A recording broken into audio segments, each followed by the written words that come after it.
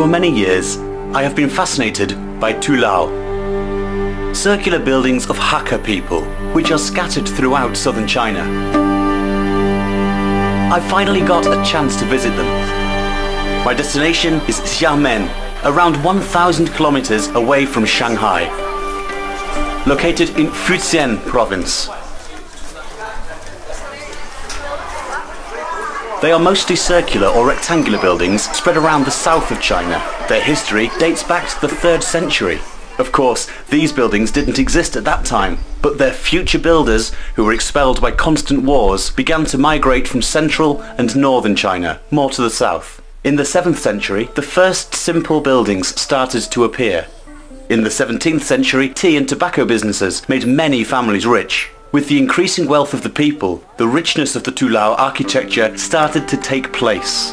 At the time of their greatest glory, 30 families consisting of hundreds of people could live in one big Tulou. In 2008, they became part of the national heritage, protected by UNESCO. We have been living here for almost 24 generations. Tulou are built with almost no iron. The nails are made of bamboo and the walls are made from a fermented mix of 3 types of local soil, blended with black sugar, egg whites and sticky rice. There is something very special about Tulou. It maintains a strict equality among citizens. Each family always owned a vertical strip of rooms, and all rooms along a horizontal line were the same. Therefore, each family owned an entirely identical space.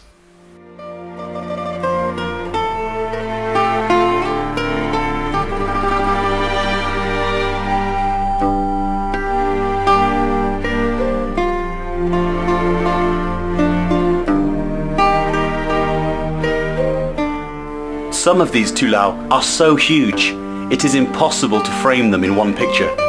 The only way to catch them is a panoramic photo. There used to be hundreds of people living inside them. The village I am visiting is called 4 dishes and 1 soup. The name is derived from their shape.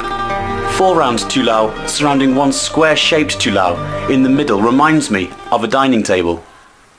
Tulou usually have 3 floors, although some may have up to 5 floors. The first floor served as the kitchen, since it is the wettest. The fire for cooking dried it and dried the floor above it, therefore the second floor was used as a warehouse. The third floor was residential. It was also the only floor that had windows. When I was wandering between the various buildings, I could not help but notice the small temples that were built in the middle of the Tulou square, with open space inside. Sometimes they are literally buildings inside of a building. Sometimes it's just a little altar on the wall opposite the door. It served for the worshipping of ancestors, and it was also a place where important matters were discussed. It was also used for private celebrations, especially weddings. I noticed 2 red characters of double happiness there, so I asked if somebody got married. They told me that they are always hanging there, just until the next somebody gets married. Then, they just replace them with the new ones.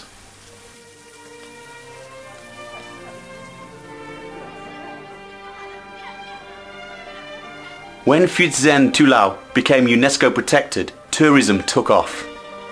The buildings are now beautifully repaired, and they installed lighting to light up the place, both inside and outside. Life here got faster.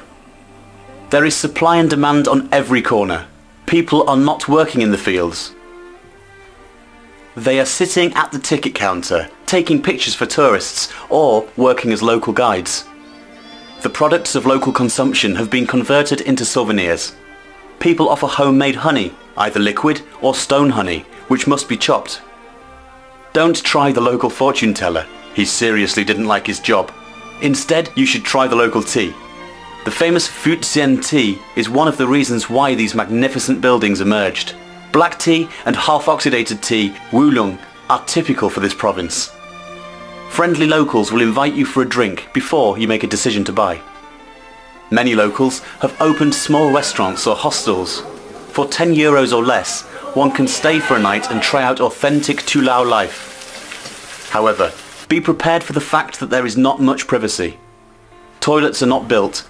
As the locals say, earthen walls are afraid of water. It is therefore necessary to either go out or wait until night to use the potty, which is prepared in front of each room. The walls are thin and the bustle of the yard enters every room, mostly the sounds of kitchen. Women are cooking not only for their husbands now, but also mainly for tourists. If you have a sensitive nature, do not order chicken. It will be caught and slit right in front of you. Unfortunately, I experienced it. But it is bio-fresh. Vegetables are also grown at home. In the morning, you can see how the elderly go up on the hills to pick them.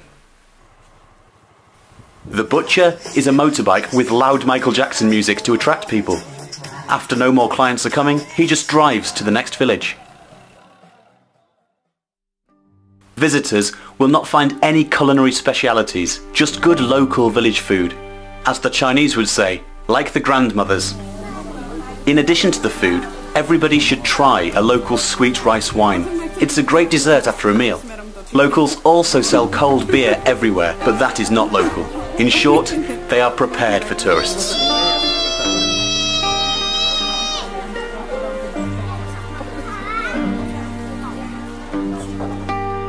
Not everyone got used to modernity.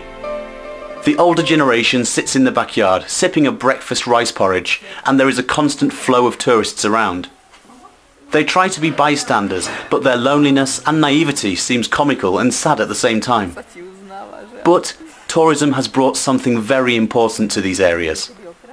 Salvation. The villages without tourism are desolated. Dozens of them are around. They are not easy to find and are often hidden in the hills. You have to ask locals to take you there. The buildings have cracked walls and many of them are uninhabitable. You can still see some old Mao posters and slogans from the Cultural Revolution. Only old people live here. They have no strength to repair them or even just to clean them up. Therefore it is a mess everywhere. Young people go to work outside the village. Schools are closed.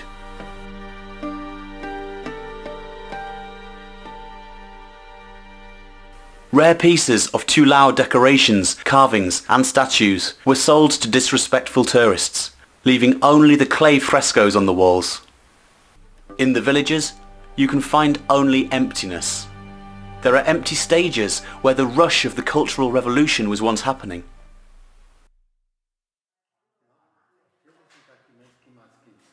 "你们这说什么方言啊？你们这说什么话？福建话？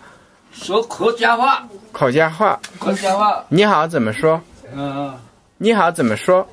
很好。很好。哎，很好。你好。这米饭很香啊。好香啊。大米呀。这里种的吗？大米呀。是在这里种的吗？不是啊，买的呀。老人家不会种田啊。For the others, it's just been about survival in peace and quiet. They didn't have much of that during the recent Chinese history. They are staring at the sunset, sitting on the porch, basking in the sun, listening to the radio, watching dogs or chickens walking on the sidewalk. They do not have much interest in what will happen. Will tourism save their village as well? Or will these amazing Tulou buildings leave this world, together with the last people living inside of them? They seem like they do not care.